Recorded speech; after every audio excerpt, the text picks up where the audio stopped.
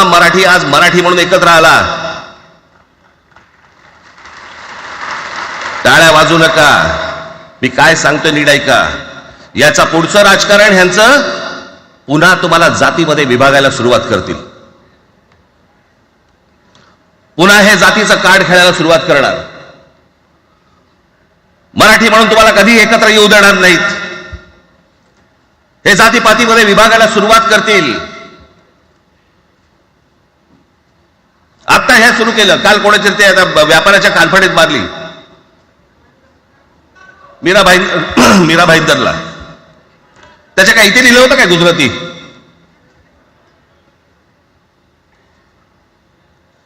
पण एवढंही आपल्याकडे काही जे चॅनलमध्ये मराठी नाहीत इतर चॅनलमध्ये हिंदी आणि याच्यात गुजराती माणसाला मारला.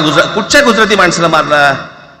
बाचाबाचीमध्ये समोरचा गुजराती निघाला, इकडचा मराठी निघाला. त्याच्यामध्ये काय गुजरात्यानं मारलं का? केवढे व्यापारी आहेत. अजून तर काहीच केलेलं नाही.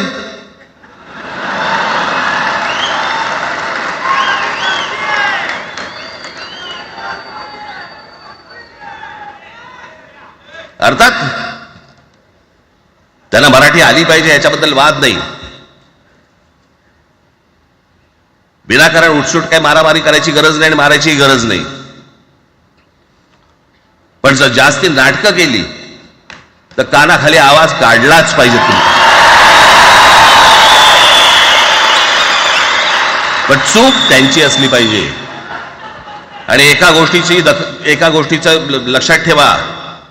अशी कधी गोष्ट कराल त्याचे व्हिडिओ काढू नका.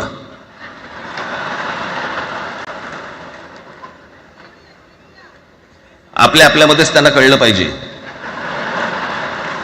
कळलं का? मारणारा कधी सांगत नसतो, मार खाणारा सांगत असतो मला मारला म्हणून.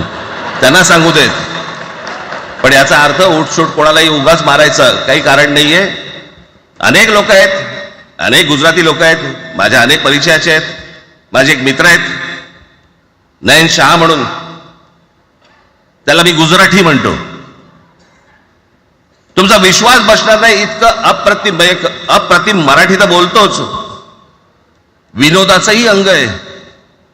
आणि शिवाजी पार्क मैदानामध्ये फिरताना कानाला हेडफोन लावून पु ल देशपांडे ऐकणारा गुजराती आहे.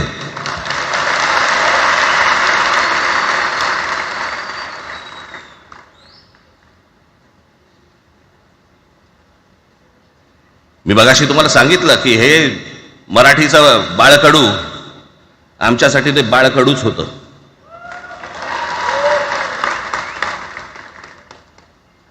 मी मागे एक प्रसंग सांगितला होता, आज मुद्दामून तो प्रसंग सांगतो आपल्याला की हे आमच्या धमन्यांमध्ये आलं कुठून. मी एवढा महाराष्ट्रासाठी मराठीसाठी कडवट का झालो. लहानपणापासूनचे अनेक प्रसंग आहेत माननीय बाळासाहेबांबरोबरचे. पण मी एक प्रसंग कधीही विसरणार नाही. आणि तो 1999 सालचा आहे. त्या 1999 साली शिवसेना भारतीय जनता पक्षाची युती सरकार येणार नाही अशी परिस्थिती होती.